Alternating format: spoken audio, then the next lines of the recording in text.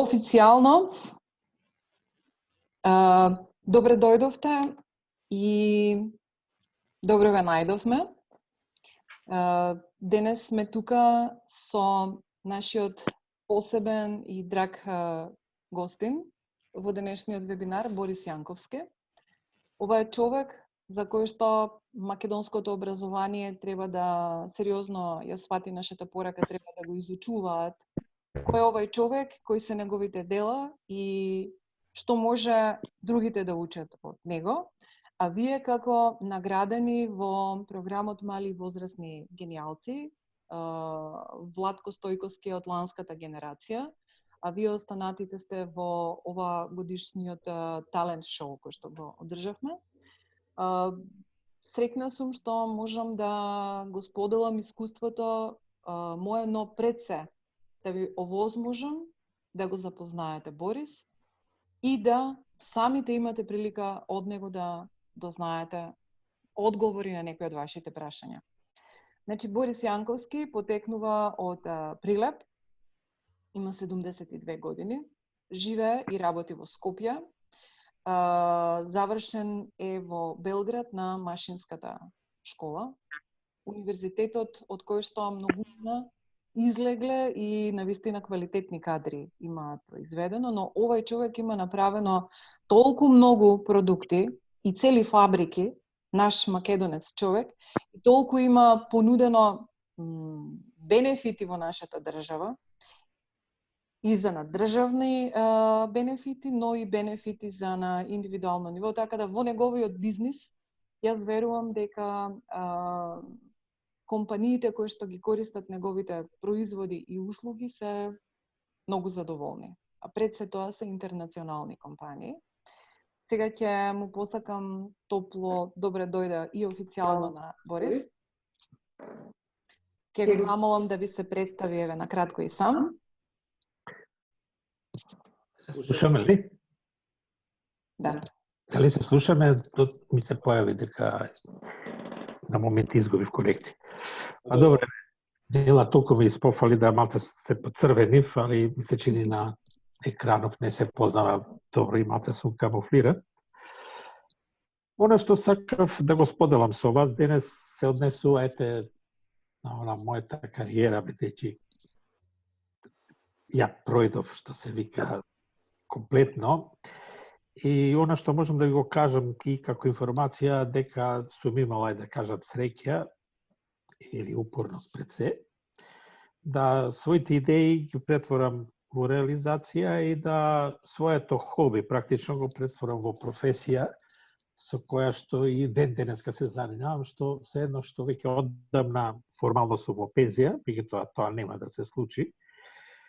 Поготово што успеав во текот на своето работење да обезбедам услови и сега да располагам со фирма, освари лабораторија, во која што и понатаму можам да експериментирам и своите идеи со своите истомисленици да ги реализирам во финални. Со обзир да се бавам со екзактни науки, односно финалното дело е некако конкретен производ, а во случајот мој и со моите соработници е и комплетна технологија, производство со финалниот производ. Значи, од идеја, преку технологија за производство, финален производ, сета логистика што подразбира едно производство, до финалниот производ за светскиот пазар. Последниве 30 години исклучиво сме работеле со мојот тим за светскиот пазар. Сме направиле повеќе комплетни фабрики во Јужна Кореја, Пакистан, Либија и на други места. Така да и понатаму функционираме и понатаму имаме нови идеи кои што се трудиме една од нив да валоризираме. Тука останува за идејата за системот за аеросолно гасење на пожар, пошто во видеото што го претходно дадов има некои податоци како тоа изгледа. И другата идеја која што во филмот што имате прилика да го видите е за неконвенционално гледување на тутун за производство на енергија и храна за живот. Сега да не должам, бидејќи вие тоа го видовте, би сакал овој разговор да биде апсолутно спонтан, без никакви бариери. Значи, можете све да ме прашате, што мислите да е интересно или што на некој начин може би ви дало некаква вас идеја. Наравно, не можам јас да ве усмерам. Али, може би ќе добиете некоја идеја од овој разговор, од некое моје искуство, бар она што го имам, или на оние луѓе што јас ги познавам своето околие. Јас толку за поведот, не би имал повеќе сега што да кажам. Во текот на разговорот прашајте се што сакате. Паред. Многу работи ќе ги зборуваме сега. Ти благодарам, Борис. Јас пред да почнете со прашањата, само да ви ја покажам фабриката што е тука кај нас во Македонија и лабораторијата. Да, и лабораторијата. Значи јас кога прв пат појдов и кога влегов во фабриката, сватив дека се наоѓам како во посебен свет. Чудесно, убаво и се чувствуваш една огромна креативна енергија. Работите што ги погледнати во неговата канцеларија, ме зачудија. Значи, ако кажам дека ова е човек кој што... Добро, нема да ме фалиш више. Добро. Ќе завршим. Ајде сега да чуеме што ќе разговорот ќе ни отвори темите. Добро, значи, кога станува збор за хоби, и кога станува збор за оно што вие сега во овој момент го работите, секој различно. Јована, Пандора, Марија, Оливер, Владко, секој од вас, со тоа што бевте тука во самиот програм, со тоа што го покажа светот, вие всушност имавте можност вашето хоби да го споделите сите нас. И да мислите дека тоа хоби може да го развиете во една прекрасна кариера и професија. Замислете дека има начин како сето тоа, некој да ви го објасни што може да очекувате во тој пат. Тука е Борис. Да слушаме и двајца, што би сакале да поставите прашање.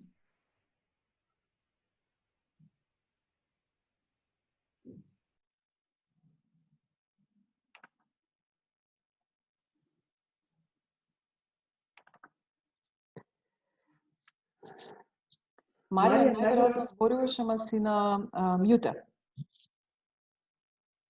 Се извинувам.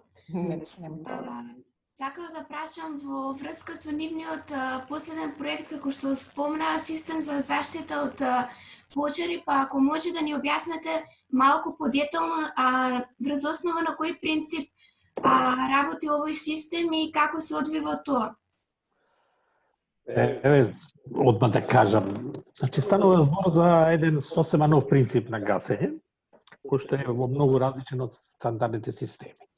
Во креирањето на производот, наравно си поставувате некакви цели, а тоа е, кога станува збор за пожар, кој е најефикасниот начин за елиминација на пожарот и како би го заштитиле човекот од пожарот, односно по можност да не учествува во тоа.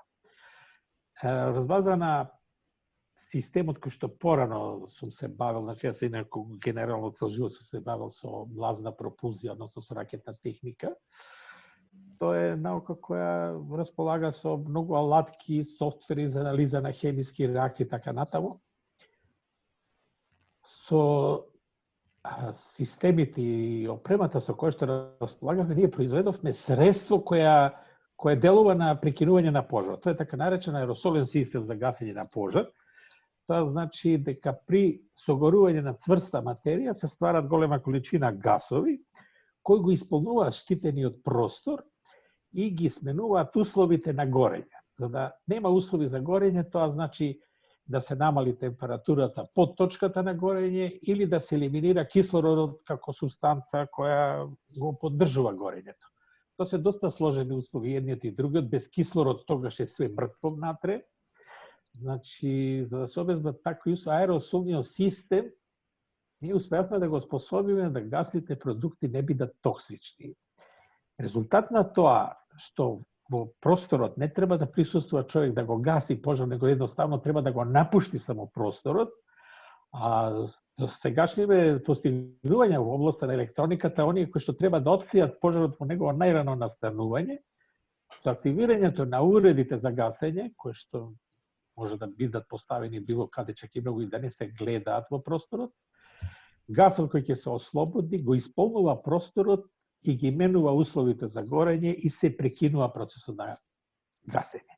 Ако видовте во видеото, значи процесот на гасење трае помалку од 1 секунда или половина секунда, па дури за екстрени случаи развивме систем кој што трае со милисекунди. 10-100 милисекунди. Тоа е суштината на системот и како таков се очекува во иднина да биде доминантен во технологијата на одбрана од пожар, поготово што ги исполнува еколошките стандарди, да не го штетува озонскиот слој и да продуктите не се токсични за луѓето и за животните, меѓутоа и за самата околина, бидејќи аеросолот се многу ситни частички кои после тоа не стануваат, значи нема талок, прашина и така натаму. Тоа е суштината на системот и она што треба да се очекува. Ова овозможи примена на уреди за кои што досега не постоел систем за гасење. Значи во автомобилот, во машини и така на, мислим, област е стварно многу голема, бидејќи самиот систем овозможува апликации кои што досега не постоеле. Во филмот видевте веројатно гасење на пожар во автомобил, значи нема никаква интервенција и така натаму, но и други принципи кои што сме ги примениле. Еве сега само што последно работиме за заштита на просторите кај што живеат луѓе, баш правиме на серија на испитувања со стаорци кои се подложуваат на спрема одредена методологија на тој газ и се гледаат какви се ефектите. До сегашните испитувања не делуваја смртоносно, значи на стаорците, односно на системот. Системот добива верификација за примена и во домовите или било каде. Ај вака покушав. Сакам под прашање ако имате, ако не бе доволно јасен. Марија инаку е заинтересирана да продолжи да студира на биохемија. И тоа е нешто кое што верувам дека... Одлично, ја си ја користам оваа прилика и да ве поканам целиот тим да можете да ме посетите во фирмата и да видите како тоа изгледа им виво. Мислам, што работиме, како работиме, чак може и да ви направи некоја демонстрација, така да со големо задоволство ви ве повикам да видите како изгледа реално мојот систем. Одлично. Јас сум многу среќна за ова што го слушам. Благодарам. Задоволство, не тоа. Одлично. Пандора? Да, имам прашање. Кој ли? Прашањето за неговиот почеток. Како ја добил идејата, желбата, од кога почнал да се занимава со ова и неговите почетоци? Дали до патот до успехот се соочил со неколку неуспеси и како ги надмина? Многу сакам вакво прашање одма да ги кажам. Ја почетокот е многу оддамна, уште кога сум имал 3-14 години ме интересирала хемијата, односно ракетните горива, бидејќи во тоа време јас кога сум бил на таа возраст 3-14 години беше ерата кога почна прв пат човекот да лета во космосот, да се случуваат некои работи, тоа се беше објавувано, ќе се лансира сателит па преку цела страна во весниците. Така да некако совпаѓаше со времето дека е нешто ново и седно што немаше литература и така дале. Јас така натаму покушав да од информациите што можам да дојдам да го направам и прв пат барут од дома, да го запалам и да го добијам првиот ќотек, условно првото пегање од дома, за бељата што ја направи дома. Покасно, подоцна, јас гимназија завршив во Прилеп, се пресив во Белград, каде што нормално таму средина кај што никого не познаваш, на факултетот запознав своји истомисленици, кои што истото тоа ги интересираше и чак и направивме некој свој клуб. Во тоа бевме, можам да речам, многу успешни. За тоа време правевме некои ракети, дури сондажни ракети, 20 и нешто километри, со тоа ниво на техника, па дури направивме една серија нов тип на ракетно гориво, па така натаму, дури добивме, имаше една изложба, светска изложба Космос Миру се викаше, на која што директорот на Аполо не покани сите чопоративно да одиме во Америка и да работиме таму. Ама викаме, ние сме кој втора година, кој трета година, вика, вие има толку знаење, да еден од кој од вас ќе се договориме да иде на постдипломски студии, а кој ќе иде на докторат. Во тоа време, во Југославија, и бевме многу поносни на својата држава и на она што ние сме го направиле и тоа рековме дека тоа ние ќе го направиме одека и ние ќе лансираме сателит, не мора да дојдеме во Америка за тоа да го постигнеме. Иле, пошто потврдив, почнавме да пишуваме и трудови на конгреси, светски конгреси од таа област, и остваривме доста видни резултати. Договорот беше од нас кој ќе обезбеди услови, ќе бидеме негови, се едно што некој се во Белград, некој на друга страна кој како заврши факултетот иде, ќе бидеме негови за да нашата идеја да се бавиме со оваа техника ја валоризираме. Јас бев тој што успеа во Македонија да обезбеди услови и да ја направиме првата фабрика, врз база реков комплетна идеја. Кога викам комплетна идеја од производство на гориво, на сите машини, бидејќи не можеше да се купи на светски пазар рецептура, технологија, машини, него врз база на баш тие собствени идеи, инженерски решенија, ги решаваме проблемите, ali бевме доволно одважни, за да го направиме крајниот производ. Во тоа претрпевме, рековте, првите неуспеси, претрпевме првите, ајде да кажам, непријатни моменти да бидеме критикувани од нормално луѓе кои што беа скептични дека некој кај нас во тоа време е способен да прави ракети, тоа се приказки и така натаму.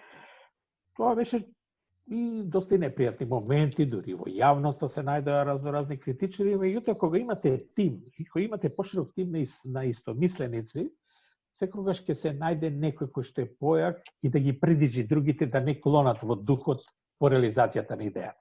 Сакам да кажем, идејата ни беше толку силна и желбата толку силна да се валоризираме на овој план, да успеавме да ги издржиме сите тие удари и да обстанеме во ова.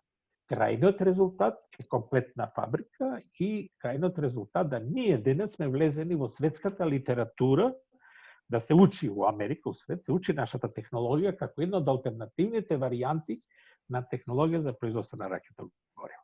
И тоа е причината што ни успевме да најдеме на светскиот пазар сцена и да бидеме цитирани во најеминентни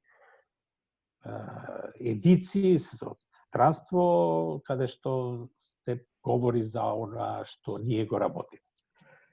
Ај за сега толку, стоја на располагање за понатаму, повелете. Дали одговори во што ме прашате све?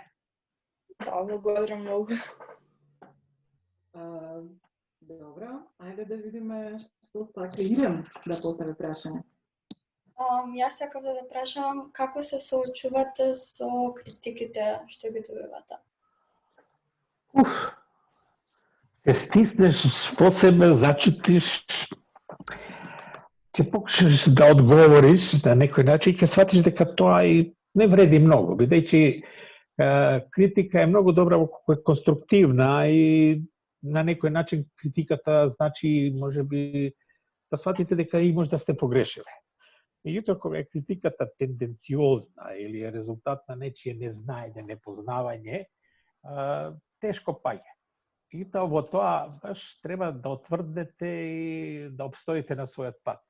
Јас сум дошол во ситуација да пишувам повестници, критики и така дале, меѓутоа задоволството кога сум успел да го побијам сето тоа е стварно многу големо, во крајна линија и личната сатисфакција. Но знае да заболи, реков, треба да издржате и да обстоите на патот, да не клоните, бидејќи вашата цел, идеја, ако сте потврдиле дека е исправна, стварно мора да најдете сила во себе да обстанете.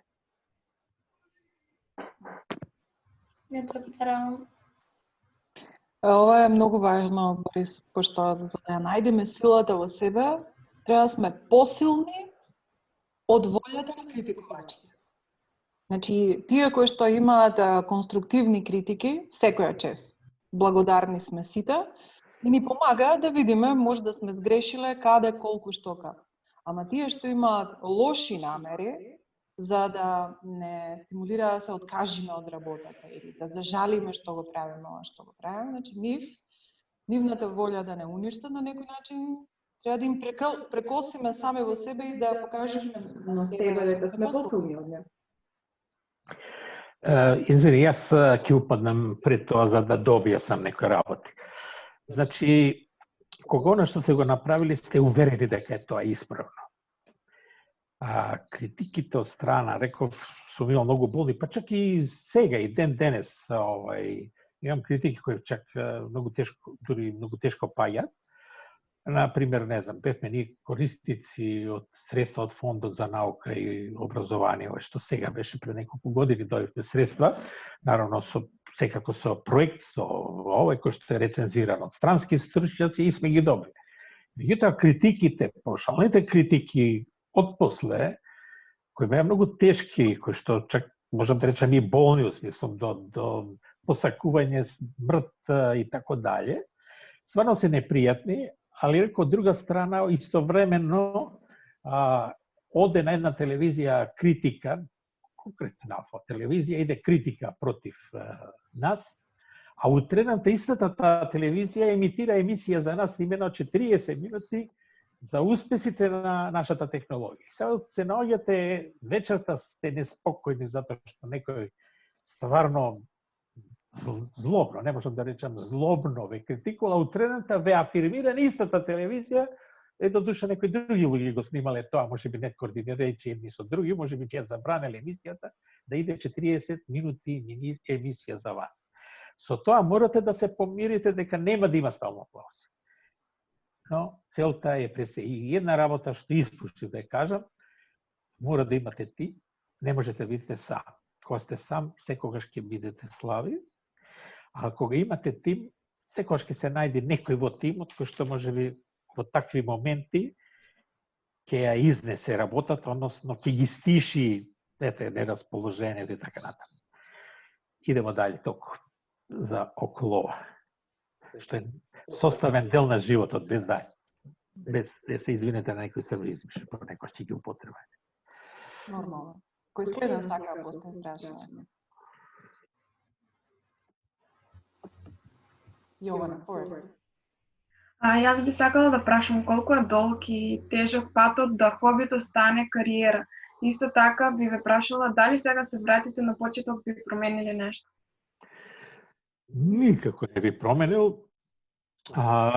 Значи, јас 30 години имам своја фирма и никаква атрактивна понуда не би ме потргнала од она што го работам, бидејќи задоволството да го работите она во која што сте го створиле и во која што се јасни работите и незаменливо со било што. Што беше овај подпрашање? Мила, помош му. Подпрашањето е дали би оваа промена дали би влијаела некако на сегашноста? Не може да влијае никако, затоа што во техниката, областа која што ние се бавиме, во техниката постои викат вага, 1 кило, 1000 грама. Ако вие измерите и видите дека вашето кило е стварно 1000 грама, значи сте во право. Никаква критика тука не може да ве возбуди или измена. Ако е 600 грама, тоа е друга работа. Секогаш, да речам, проблематиката со која се бавиме е таа која морате да бидете сигурни во тоа што сте го направиле и е тоа. Ја мислам, беше ништо ме потпраша. Ај, молим те, Јована беше така? Да. Испушти ми се чинуше, нешто ме праша. За почетокот и колку е долг и тежок патот да хобито стане кариера. Затоа темава денеска што сакале со Нела да ја наметиме е хоби. Значи, хобито е активност која не е врзана со вашата основна професија. Значи, вие се бавите паралелно. Значи, јас еден период се бавев паралелно со други активности, али додека се створат услови. Значи, воведувањето да ви стане професија сигурно малце бавно се случува додека да створите услови. Затоа спомнав и тимот, кога имате повеќе луѓе околу себе, истомисленици цело време викам, околу идејата, тогаш нормално многу полесно и побрзо ќе дојдете до целта. Ако земам ваква временски, можам за моја работа да кажам дека тоа беше реализирано за некои 3-4 години, со тоа што ја работев Значи, јас од Белград, живеев во Белград, се пресели во Скопје, кај што никого не познавав. Значи, јас во Скопје неав другари ни од улица, ни од основно, ни од средно, ни од факултет. Значи, во оваа средина никого не познавав, али знаев што сакам. Тоа, знаев и да го напишам и да го поднесам, сега зборувам за периодот во социјализмот, кога условите биле сосема други, али што знам да го напишам и да го однесам без ичија протекција и да го презентирам дека ја ова имам намера да го правам. За да настане малтене шок, како тоа може.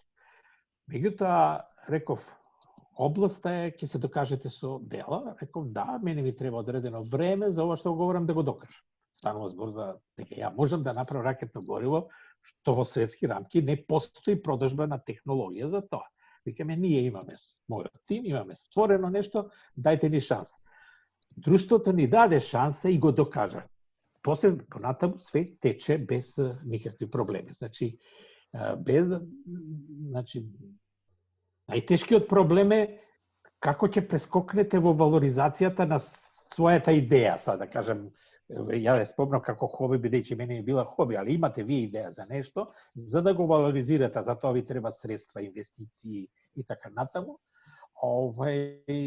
Како да кажем, зависи од состојбата и од вашата лична убедливост и начинот колку добро ќе ја презентирате. Без јасна и прецизна, значи може да се пишува, без јасни и прецизни аргументи за вашата идеја и како тоа ќе направите, наравно ќе иде многу потешко. Али дека постои пат, говорам социјализмот како општество кој бил као покрут во тој план, ние го решивме без никакви проблеми. А и сега, постојат разноразни фондови во кои што можете да презентирате идеја и има кој да ве сослуша. Зборувам за фондот за иновации. Значи, има кој да ве сослуша, али тоа морате да го напишите и многу добро да го презентирате. Благодарам. Дали бев јасен доволно? Да. Добро, благодарам. Вам слободно прашајте, ја може да занесем и да залетам, сега немајте да ме... Владко, што би сакал ти да го прашаш? Јас сакам да прашам што точно мислите за образовниот систем, бидејќи знам за многу луѓе некогаш знаат тој да е пречка, а за некои да не е. Мислам јас дали сега во основно треба да како да се занимавам со француски, а кога ќе пораснам сакам да бидам софтверски инженер. А во школа ме учат француски и тие некои други предмети кои што нема да ми се потребни во патот кој што јас го имам осмислено. Свели, колку години имаш ти? 13. А што си сега? Кај учиш? Во Мирче Ацев, во Скопје. Кој деление си? 8. Добро, дека го спомна француски, добро, значи јазиците се генерално потребни. Меѓутоа, точно се слагам. Системот за образование е премногу стереотипен, тоа мора да го прифатиме, дека е факт. Дека радикални промени сигурно би требало се направат, меѓутоа тоа оди многу споро. Јас за мене кога говорам, јас се можам да говорам за факултетот, да ја имав еден специфичен начин, значи јас ги проминав стандардите на системот, како бил тогаш, како бил, тако бил, сум се проблекол, што се вика, сум дошол да студи. Меѓутоа сум имал среќа да западнам во група, во професори кои што знаеле да не усмерат како да размислуваме во решавањето проблеми. Оти сето школување во суштина е вие да стекнете искуства како да размислувате и како да ги решавате проблемите околу вас. Значи, дали вие студирате било што, затоа ја спомнувам хобито како некоја паралелна активност, ако не ве задоволува тоа што го имате како стандардно, понекогаш ќе си најдете оддушка во тоа. Ако ќе кажам пак хоби да се вратам, хоби може да биде се и свашта, не мора да биде, мојот случај, ракетна техника. Нела студирала економија, се занимава со нешто сосем начин друг. Односно, си осмислувате, јас знам многу луѓе кои што си осмислиле со што ќе се занимава за да им биде животот интересен. Една од најголемите бенефити уопште во животот е да бидете да не зависите од туѓа лоша волја, лоша организираност, него по можност вие сами да си го креирате патот. Сега конкретно за тебе, ти си сега 8-9 одделение, ќе дојдеш у средна школа. Ти мораш да го прифатиш тоа што е како константа, дека е тоа така, и твојата цел животна да си определиш на планот да во онај момент кога ти ќе бидеш во состојба да си ја креираш твојата активност и понатаму. Затоа го ставив толку значајно хобито, jer од ти те усмерува кон нешто што ти е интересно и со леснотија ќе го работиш и учиш или ќе проникнуваш во длабочината на сето тоа.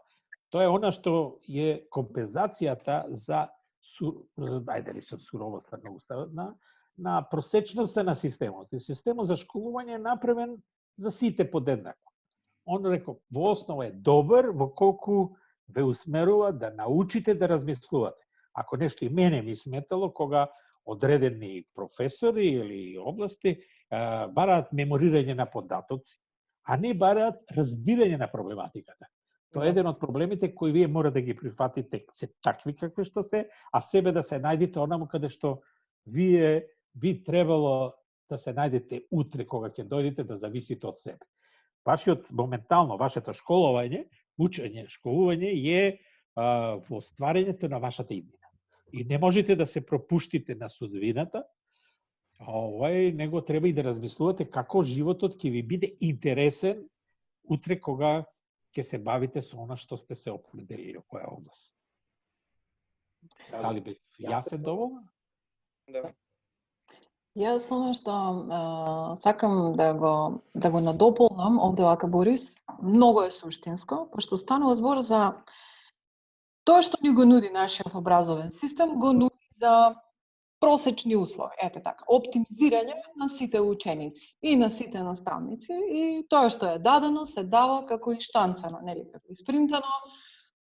Во тие рамки треба да се одговори, учениците се оценуваат од единици до петки, нели. Арно, има едно нешто што многу недостасува, тоа е стимулирање да размислуваме надвор од кутијата, надвор од рамката на оно што ни е дадено. И тоа е суштината како да научиме да размислуваме. Како да размислуваме по надвор од тие рамки. И овој програм всушност го направивме, криевме специјално за тоа. Како со помош на емоционалната интелигенција, но и со помош дополнително други техники, ајде да ги стимулираме децата да размислуваат надвор од рамките на оно што го гледаат пред нив. Одмah. Една символика како со жабата и како со... Јас говорив. Треба да створите животот да ви биде, мислам, како некоја моја мото, ајде да кажам, да ви биде како на соколот, а не како на жабата. Жабата е светот во бунарот и она може само да види оно колку што е дупката на бунарот, ширината. Све друго околу неја жабокречина и она го поминува животот тука. Наравно, ако не најде начин некој штрк да дојде до неја и да биде изедена. А орелот ги посматра работите од озгора и он го бира он што сака да дојде. Дали е тоа глушец или заек или така натаму. Значи, основа само луѓето кои што ќе излезат од стандардот, кои што ќе можат да ги согледуваат работите пошироко, а за тоа е потребно образование и бочно од она што е стандардното во школа што го дава, ќе ви го озможи животот малце другачие да ги вреднувате работите околу себе и да приоѓате кон тоа. Се слагате ли? Ќе биде орлиња или жапчиња, кажете се? Орли. Ај, добро, баш ми е драго. Немој, молите да видите жаби, реков, ќе бидете изедени. И тоа многу лесно. Али Оливер го тука има да постави ново прашање. Па јас сакав да го прашам, дали мисли дека генерално професорите во нашата држава се спремни да ни даваат знаење на нас? Или треба подобрување се уште? Доста тешко прашање. Тешко прашање затоа што лично мислам дека не се доволно спремни. Не се доволно спремни дали, ајде да речем, причините на почитувањето на нивната струка или стимулот кој што го имат, а и личната необразованост. Пред се мислам дека професорите, учителите мислам, учителите во прво деление треба да се највисоки плати, бидејќи они ги удараат темелите на идното образование и на начинот на учење. Значи, пристапот генерално, она што сум против е меморирање, него пристапот треба да биде размислување.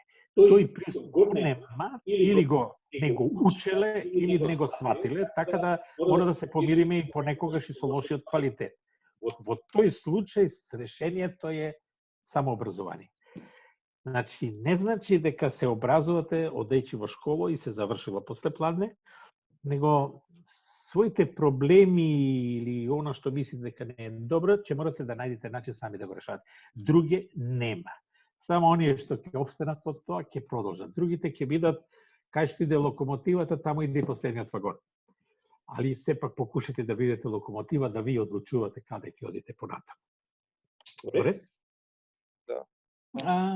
Особено Оливер што има една визија во следниве неколку години да биде актер надвор од рамките на Македонија. Во нашиот коучинг многу децидно кажа да се гледа себе си во Турција и кариерата да ја развива како во една широка амбиентална средина, која што веќе е препознатлива по неговиот талент. Борис, ај малце направи ни вака паралела, што е хоби, што е талент, како го разбираш тоа? Хоби е, реков, изразување нешто нешто. Тоа нешто кон техничките дисциплини, реков, авиони, ајде да зборам се, ракети, за оне што слажа кон архитектура и уметност, цртање, меѓутоа за мене хоби со бирење на пеперутки, играње и фудбал, онамо каде што и после некој натпревар. Бидејќи онамо каде што има некаков натпревар, има желба за победа. Има пораз. Вие ме поставивте за тешки, многу ме драго што поставивте такви прашања за тешките моменти. Во хобито ќе доживеете пораз, да речем, да не сте сака да видите најдобро, не сте, да зборуваме во некој спорт или во нешто друго, ќе изгубите, али стално викате, утре следниот пат јас ќе победам. Стварањето на тој дух да победите, да бидете подобри од другите, да го проширите, за да го проширите, ако е со спорт треба да тренирате, да јачате, ако е со литература да читате, ако е со сликање да вежбате, бидејќи талентот е процент, меѓутоа 1%, потребен е талент. Меѓутоа валоризацијата на талентот треба труд. Значи, и за да знаете да цртате, има техники кои треба да ги совладате, за тоа да го правите на подобар начин. Значи, тие работи, како да кажа, збор се проживаат. Значи, не може да се каже екзактно да, вака и вака. Нема правило тука. Се се своди во изборот и начинот на пристапот кој морате сами да го дефинирате што сакате. Вие сте сега моментално, колку знам со вас, на една возраст каде што се носат некои одлуки кои што утре во животот многу ќе ви значат и се пресудни, бидејќи животот треба да си го определите да иде во правец кој што вас лично ви одговара, а некој што некој ви го наметнува. Затоа го зборувам паралелата, колку е значајно образованието, онако какво што и тоа не можете да го смените. Меѓутоа, вие лично можете да си дадете крилјане самите на себе и да си помогнете во изборот на она што утре ќе ви биде згодно. Само уште нешто да дополнам, ме прашали да сум јас задоволен, да, јас сум премногу среќен затоа што цел живот сум работел она што сум сакал. Сите неуспеси се мој и сите успеси се мои. И сум бил господар на тоа и кога сум имал неуспех, сум знал да се вложам, да се потрудам, да видам, да се коригирам или да прашам некого, односно ќе побарате сојузник. Морате све сами да решите. Ајде да не ја ширам работава понатаму. Да, Нела ми се смее, добро. Кој би сакал да постави прашање? Деја? Сакав да ве прашам кои алатки ги користевте за вашето хобби и идеи да ги претворите во ваша кариера? Не го разбрав прашањето. Деја, можеш уште еднаш да го повториш прашањето? кои алатки ги користевте за вашето хоби и идеи да ги претворите во кариера? Кои алатки? Реков, областа која ве интересира, почнувате да проникнувате и подлабоко тоа. Сега ајде да го земам. Мое време, реков, беше ракетна техника. За тогаш тоа време немаше никаква литература, бидејќи се сметаше топ секрет, значи тајни технологии. Во тоа ќе се алатките и литература која можеби не е на вашето ниво, ќе влезете, не знам, во хемија, ќе влезете во бочните области кои што ја третираат проблематиката. Значи, да го макнеме мојата работа, тоа значи за она што ве интересира, ќе морате малце подлабоко да влезете и можеби да навлезете многу подлабоко него што во тој момент стандардно некој учи. Само еден пример, имав јас другар, пријател од Белград, кој што беше правник и работеше како новинар во редакција на еден вестник тогаш. Он толку беше навлезен во електроника да у тоа време, што беше врховска работа, да конструира собствен радиоприемник по негова шема, размислувајќи, значи, он врз база на знањата што ги знае. За да стекне тие знања, он морал да навлезе во други области кои што не се врзани со неговата струка. Понекогаш луѓето кои што имаат хоби, знаат да бидат влезени во одредени области многу повеќе отколку професионалци кои што професионално се занимаваат со таа проблематика. Значи, сепак на некој начин и учење. Се учењето денеска е многу полесно затоа што имате интернет, чичко Google е секој што располагање кога нешто не ви е јасно, да седе што и таму може да има некој можеби неправилни информации, меѓутоа имате избор на информации да навлезете во некоја проблематика што се определи и многу полесно него да речем во моје време. Сега индивидуално можете да бидете дори послободни, бидејќи стварно можете да копате и да дојдете до неверојатни информации. Океј ли? Беа? Мислам дека доби онака баш клучни информации, дека никогаш не треба да заприте само на стандардното образование. Значи, тоа што ве интересира, колку и да ви кажува дека тешко е да се биде добар во таа област, и тоа не треба да ве спречи. Туѓото мислење, рачунајте дека е туѓо мислење. Другите луѓе го немаат она што вас во душата ве инспирира и што ви прави радост и што ве стимулира за тоа хоби да го имате. Морам да знаете, развојот на техниките, на технологиите, ствари општествените односи генерално, вие ако сте завршиле некој образование, некој факултет, не знам, електрофакултет, знаењата застарува за година дена. Значи, вие ако не следите што се случува, вие многу брзо веќе стагнира.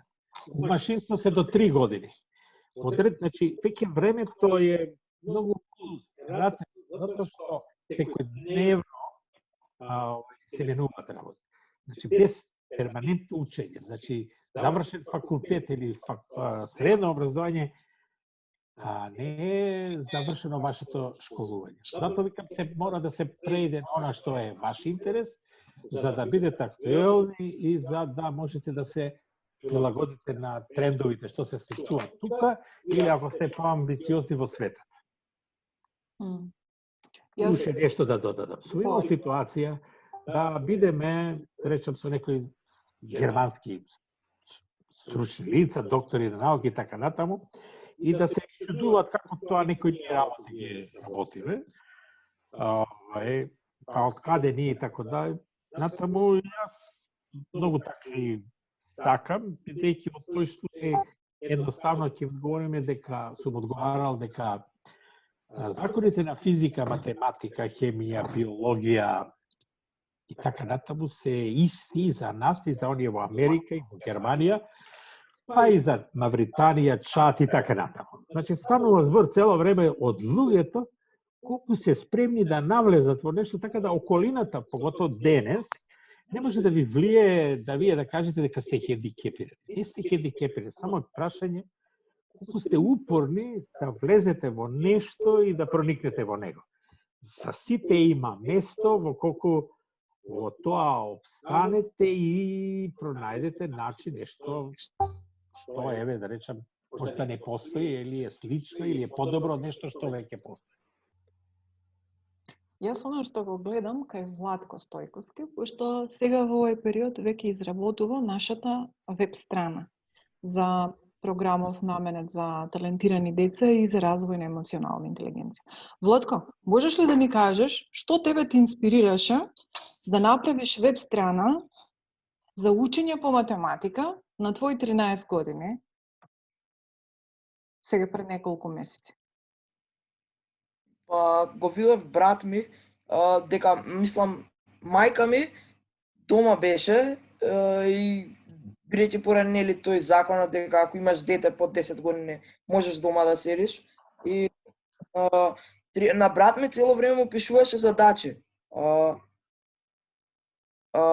И јас направив алатка која возможува наместо таа да му пишува, тој сам да си како да решава, како да му се генерираат. Мотивот ми беше тоа, мајка ми да има поише слободно време, да чита книги што ја интересираат, да па некојаш ако сака за забава филм да гледа, нешто така, наместо цело нејзино време да го дава за брат ми. Тоа е тоа. Секоја чест и всушност за таа работа. Апсолутно, тоа е начинот. Значи, да најдеш сам начин да решиш некој проблем. И тука, ако тоа го гаиш и понатаму, тоа ќе се развие утре во нешто кое што кај ли имаш бенефит во животот. Реков, не се само материјалната компонента, него задоволството да морува да ето да не ве заморува да сепак уживате. Јас би се надоврзала, многу беше инспиративна Јована. Јована, дали се гледаме и слушаме? Да. Се сеќавам на шоуто што имаше направено. Имаше снимено 5 минути видео во кој што им се обраќаш иако имаш 16 или 17 години во моментов. Па за 5 дена 17. Супер. Значи ти на официјално 16 години се обраќа до возрастните како во текот на нивниот живот се губат себе си. Го губат интересот, ентузијазмот за хоби, за страст. Едноставно дозволуваат проблемите што се составен и нормален дел од животот, толку да им тежат на грбот на некој начин да ги подклекнат. И наместо орли да станат жаби. И она што ти го имаше направено во 5-минутно зборување, ме воодушеви. Нема некој од возрастните кој што не ги воодушеви, затоа што покажа чудесна зрелост, ама и свесност. Него тебе што те интересира, зошто баш тоа го направи? Зошто тебе те инспирираше? Па, јас често ги гледам возрастните и едноставно гледам како проблемите ги потиснуваат нив и товарот кој го носат на нивните плеки, како ги извлекува и како што рековте, стануваат жабички. И лајт мотив стара жаба. да. И сакам само да им се обратам да погледнат малце во себе си, да не го спретуваат погледот само кон надворешниот свет кој што е полн со проблеми. Може се да се реши единствено ако погледнат во себе, да се пронајдат себе си, да пронајдат силата во нив, да завладеат со чувствата, и како што се обратив со детето во нив, бидејќи сепак ако растеме и вие возрастните, сепак во себе имаме едно дете и кој мислам дека има многу повеќе сила од еден возрастен човек. Значи, јас сум воодушевен со твојава дефиниција и мислам дека тоа е и многу ме драго што го слушам ова. Затоа што суштината е тоа, ајде малце со технички јазик да се изразам, може да се чуле што е ентропија, тоа е движење на материјата, нели? И кога ентропија е нула, нема движење на материјата и се рачуна дека е смрт. Во преносен смисол баш е ова што си го рекла, реков со восхитен што еден човек, една девојка на тие години знаете, размишля така и да речам ќе знае и понатаму, онда веќе тогаш веќе и верувам во тебе дека ќе биде многу здрав човек, што си успеала да го согледаш она што возрастните се изгубили. И не треба да се замери на тоа. Меѓутоа, во секој момент во животот треба да го барате тој момент. Значи, оној момент кога ќе го изгубите, тој вие сте веќе стари. И јас со години реков дека сум доста, али си дозволам да речам дека јас сум на 16 години. По умот, нормално физичките проблеми си се физички, старењето и така дале, али вашиот дух и вашето делување ќе, затоа што може да биде старици на 16 години. Ако ви е животот празен, ништо не ви се случува, немате ништо, не сте ништо поразличити од некако што е на тие години, на мои години, ајде. Затоа е многу битно ова што го покушуваме да го дискутираме денеска, да се најдете себе и реков многу ми е драго што го слушнав ова и да ги знаете и да ги опоменете по старите. И тоа е доблест. И тоа е, да кажам, добро, бидејќи веќе вие се стекнале со едно, значи, вашиот ум веќе размислува баш на прав начин. Благодарам на информацијата, еве, нешто и јас чув што ми стварно задоволство. Благодарам на вас. Што кохезија. Ова многу ме инспирира, чисто да знаете дека Борис е човек кој што направил нешто што другите не го правеле. Борис, дали ти беше лесно додека го постигнуваше успехот? Години на нас. Ама, кажав, цело време морате да се абстрахирате. Вашата цел и сите проблеми околу. Како ќе ги решите, поема неам. Се соберете, реков, затоа се потребни столици. Да се абстрахирате од сите, од страна и го терате својот пат. А во тој случај вие имате заштитен штит од страна, кој не може да ве дестабилизира. Затоа кога сте во групичка, сепак знаете да одолеете на сето тоа. Наравно, во колку сте начисто со тоа што сте определени. Не можете да бидете немате никакви докази за тоа, а да бидете упорни, бидејќи доаѓате во ситуација да кршите глава со зид. Глава со зид не се крши само со туѓа глава се крши, а со собствена глава никако, и тоа може да боли, нели? Океј, се разбравме? Океј. Да. Тоа зборуваме за фокус. Пандора баш тоа се интересираше цело време. Како да го зголемам фокусот? Како да го зголемам фокусот? Што да направам за да не ми лета умот лево-десно, за да останам фокусирана на главната работа? Знаеш, многу често кога доаѓа напливот на креативна енергија, многу е лесно да замини умот да се фокусира на поневажни работи. Што да правиме тогаш? Мене ме прашате. Да. Реков, селекција што е со најголема специфична тежина.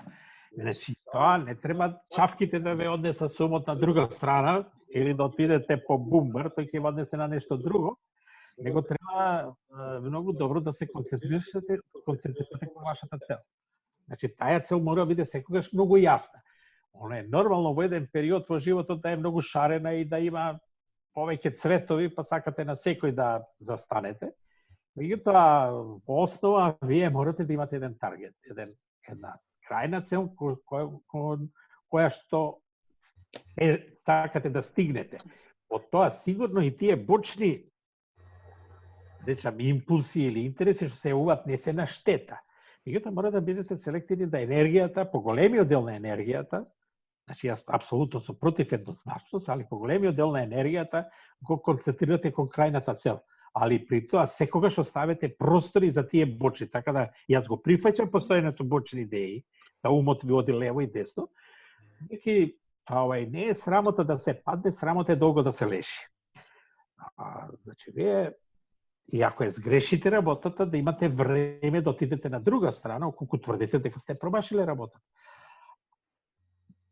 Односно да се борите за оно што во моментот сепак мислите, или ако вие сами не сте сигурни, ќе питате некој друг што реално може да ви помогне, не да ве врати назад, да ви помогне за да остварите вашата цел. Понекогаш, не понекогаш, него секогаш на човек ме потребна консултација од некого, дали е постар или помал, не е битно.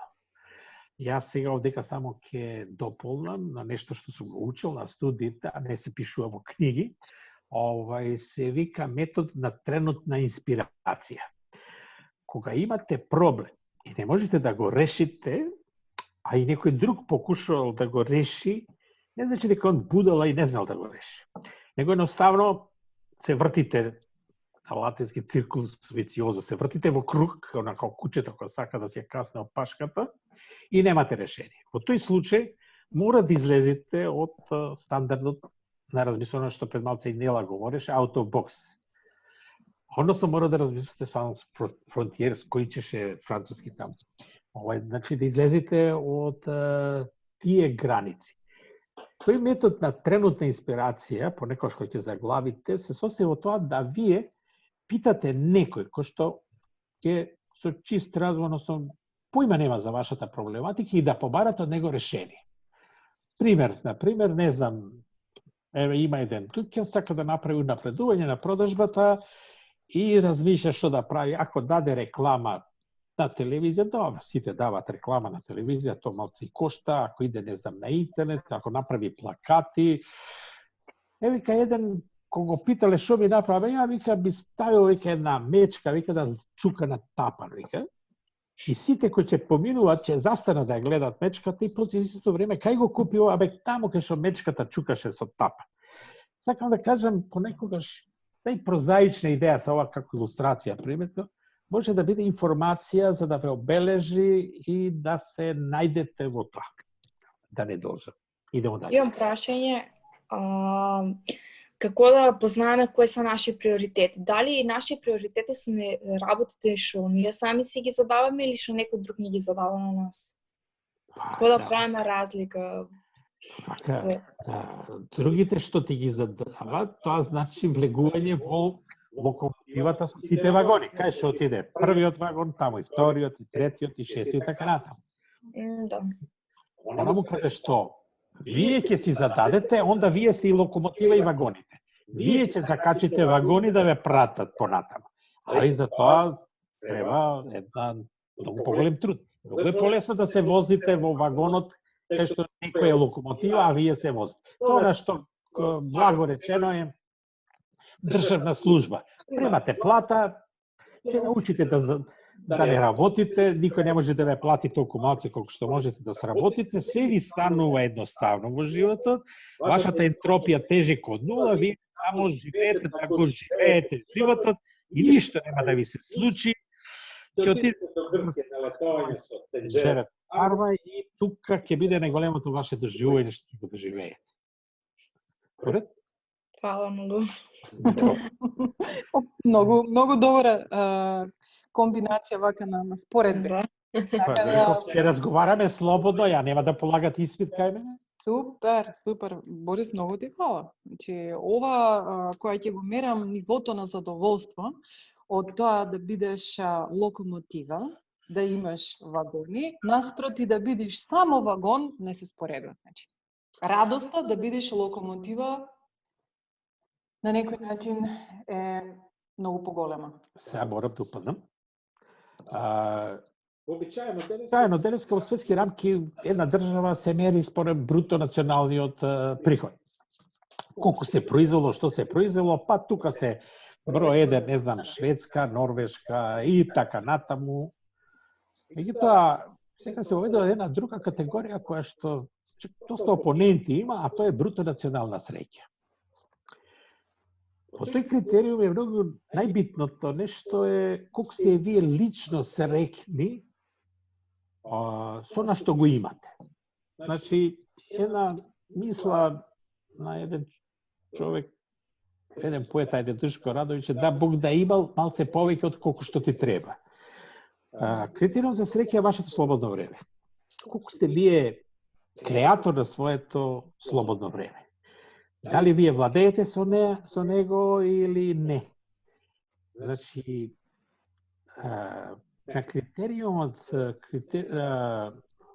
нивото на лична среќа најдобар е Бутан. Луѓето таму се задоволни со она што го имат и се среќни. И важи за една од најдобрите држави. Значи, не мерат километрите автопатишта, него колку они во таа средина лично се чувствуваат исполнети и задоволни. Да го сведеме на ситуација која што ние живееме, дека целиот смисол на ова што го говорам, да го претворите хобито, не затоа што тоа е императив, него за да си овозможите да се занимавате со нешто што ве исполнува, ако цртате да цртате, ако пеете да пеете или не знам што, али колку тоа ве прави објективно среќни. Ако сте среќни, сте успеале во животот и сте здрав човек. Онда и вашиот дух е добар и вие добро функционирате. И за вас и за тие околу вас. Океј? Ела? Нешто против? Јас сум многу за. Значи, многу согласна со ова и јас ги следав тоа последниве 2 години, имаше информации дека швеѓаните се тие кои што според нивни анкети покажуваат дека се едни од најсреќните. Значи среќата значи само своја коша, да уживаш во она што го имаш, да си свесен и да си благодарен за она што го имаш, но да се чувствуваш слободен да креираш. Да не се чувствуваш дека ти се скратени крилата. Значи, овде вака, ако ја направам паралела и поврзување со хобито, луѓето и кога живееме во средина која што можда недоволно ги препознава потенцијалите или недоволно возможува можности да се развиваме, не треба да заприме тука. Баш тоа количество на среќа, на радост во себе, уште повеќе треба да го интензивираме, треба да црпиме енергија сами од себе и така да одиме напред и да се развиваме. Значи не треба ако околината не ни овозможува, например ако Шведска има овозможила повеќе можности на луѓето од аспекти се чувствуваат среќни, тоа не значи дека ние имаме колку некакви можности економски и политички да ние не се развиваме. Напротив, ние треба 10 пати повеќе да сакаме и да се развиваме. Може. Јас лично сум имал многу понуди да одам во Америка, во Швајцарија, во Шведска и така натаму. Баш причината што не сум отишол и на примамливите понуди, високи плати, стандарди и така дале, било затоа што сум сметал дека во оваа средина јас лично се чувствувам многу пријатно и многу добро, затоа што оно што е мојот таргет сум го исполнил. Не мора да биде истиот критериум со вас, тоа исто тоа или со некој друг човек. Меѓутоа, ако во една средина, посебно што сметам дека нашето поднебие е изваредно, ете рекол, сум работел во Кореја, сум бил долго време таму и така натаму. Во ситуација богата, технолошки една најнапредни држави во света, петта и така дале, би било понудено да бидам таму, да бидам директор на фабриката што ја правевме и така дале. Меѓутоа, од друга страна, они повеќе се чувствува попријатно кај нас него кај нив. Се едно што реков, она е 11-та економска сила, 5-та технолошка сила. Меѓутоа, животот, квалитетот на животот, што ние го имаме од дека, и што можете да си го обезбедите, да ја не сум некој ибермеш или не знам, над човек, и сам сметам себе сосема просечен, со можеби што знаел да ги организира и да се обкружи со луѓе исто мисленици, повеќе пати тоа го повторив, така и овдека можете да најдете и својата среќа и својот успех. Не значи да бидете први успех, меѓутоа да се чувствувате задоволни со што го имате. Многу убави длабоки муабети направивме. Борис, ти благодарам. Ти благодарам за совети кои што се надевам дека имаат голема вредност за овие деца тука. Не знам колку ме разбраја и дали се задоволни од разговорот, дали нешто кажа што може би ќе го запаметат или така. Тие може најдобро да кажат. Доволни сме. Мило ни беше за сите вие совети и одговори на прашањата. останува поканата да ме посетите и да видите на лице место. Оти да не испане пак да се вратам. Не треба да се кокодака, јајца треба да се носат, ако сакате да видите јајцата што јас ги снесам кај мене. И дека може без ичија, значи се што имам, ќе видите, ќе дојдете, значи технолошки е вреден систем, е створен врз база на она што сами се го створили. Значи не приватизиравме, не дојде да не некој чичко или вујко од некаде, него е створено со собствен приков на мене и на моите истомисленици. Ќе биде стварно задоволство да дојде, бидејќи и ми е задоволство колку на било каков начин по животот се присетите некои работи и видат некаков, еве да речам, можда ќе ви помогнат во... Многу ти благодарам. Навистина и верувам дека ова ќе го искористиме како шанса за дополнително проширување на видиците. Значи, ние сме тука и програмов постои за да го отклучи нашиот потенцијал, да оно што го поседуваме, да го препознаеме, да се развиваме. Нема запирачка, никако. Треба да бидеме неуморни, треба да сме среќни со тоа што ни е дадено. И додека сме живи, да одиме напред и да се усовршуваме. Така ќе не очекуваш, согласно на условите со коронава, ќе бидеме во со тебе, ќе се организираме во некаде, сигурно. Да, реков, ќе биде стварно задоволство. Дали некој нешто да остави прашање и тука да би привршувала со вебинарот? Јас сакам да се заблагодарам и дека овој час кој што го посвети за нас тој ни помогна многу, бидејќи ние научивме многу за животот и за тоа како да работиме понатаму, како да станеме други личности, да се подобриме, да ги развиваме нашите таленти. Му благодарам од се срце, благодарам за оваа прилика која што ни ја понуди. Благодарам јас на вашето трпение и стварно ми е задоволство. Разговорот беше задоволство. Баш и прашањата што ги поставите, мислам дека те помогнаа да се изјасна бар одреден начин. Затоа реков при посетата би илустрирал на лице место некои работи би ги кажал што не можат да се кажат сега преку овај микрофон, би одржале еден дополнителен час, стварно со задоволство. Да ги видите резултатите како и тоа. Ја можам само да ве поздравам и стварно ми беше задоволство разговорот со вас, бидејќи бевте многу содржајни и во размислувањата и во прашањата. Одлично, уште еднаш голема благодарност во име на сите од нас тука, Борис, и навистина верувам дека човек треба да биде обкружен со попаметни луѓе од себе. Ти си еден од тие луѓе, така да верувам дека има многу што да научиме и би сакал да нашето образование да официјално направи обиди да овој што го имаш да го споделат и поголем број на ученици. Дали може 2-3 минути плюс? Екстра? Бидејќи го спомна тоа, примерот би сакал да ви го кажам, сосема случајно бев присутен таму на Сингапур, кое што негде 90-тите години била гусарско. Ме слушате ли? Ало или исклучени се? Дали слушат? Сите слушаат. Да. Слушам. Слушате оваа приказка. Не е приказка вистина, али како илустрација е интересна.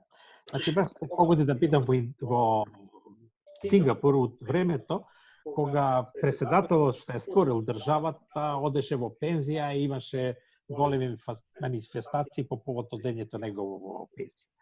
Али пред тоа предходеше и имам прилика да го чујам разговорот. Како успеале? Значи, Сингапур бил гусарско, ако да кажам, дувло, као дел на Тајланд и кај што не можела државата да воспостави никакви контроли. Меѓутоа се јавиле некои луѓе кои барале да се одвојат и овие одвај чекале, рекле отидете и Сингапур се нели неколку острова, мала држава. За да ја исправа државата, решиле тие што били иницијатори да поведат правила на игра. Со тоа што рекле клјукање $500, не пуштање вода во WC-то $500, било каков ексцес се казнувал ако некој украде колку прст му се сече прстот, рака, глава и така натаму, сите министри корумпирани биле затворени, што биле луѓето таков, и ги вовеле правилата на игра, дефинирале дека ќе се развиваат во област на офшор компанија, меѓутоа и на производство. Инвестираат во тој правец и после години Сингапур станува една од најбогатите и најнапредните држави. При одењето на преседателот во пензија, значи се прави разговор да го питат кој е рецептот на неговиот успех. Кажува неколку работи, тоа е поентата што сакам да ви кажам сега. Вика, кој е поентата на вашето? Па вика, многу едноставно. Вика, јас секогаш бев обкружен со луѓе кои што се попаметни од мене. Тоа можете да замислите, кај нас ни еден политичар жив тоа не би го кажал, па макар бил и од местна заедница. Друго вика, како го избравте наследникот? Па вика, едноставно, вика, избрав четворица, кои што ги следев 4 години, после 2 години го следов на двајца и после тоа го избрав тој што сега ќе ме замени. Сакате да кажете дека овие четворица, овој е подобар од оние тројца што за? Не, вика, тој е едино што сите беа добри, само што овој не беше гладен. Што ќе речи, ајде за вашата возраст може не е туку разбирлив, али работава нема да краде. Сакам да кажам, мислата, големината на мислата е вона обкружен со луѓе попаметни околу себе. Немојте никош да бегате од паметните околу вас. Што не значи дека е некој попаметен од вас, меѓутоа може би е позрел, има може би некои други идеи кои што можете да ги искористите. Ај толку повеќе, да не зборувам, да ве поздравам. Има многу овде што да се зборува, али во наредна прилика, која ќе дојдеме кај вас во фабрика, и верувам дека дефинитивно ќе имаме уште повеќе можност да разговараме, да споделиме мисли. Борис, уште еднаш големо благодарам од нас. Биди поздравен, биди добар и ќе те посетиме наскоро. А вас, драги мои, вечер во 7 сатот, како што се договараме. Вебинарот проучуваме за изработка заеднички на нашата веб страна. До тогаш ви сакам убав ден. Hvala isto na vas. Pozdrav na vas. Prijetno.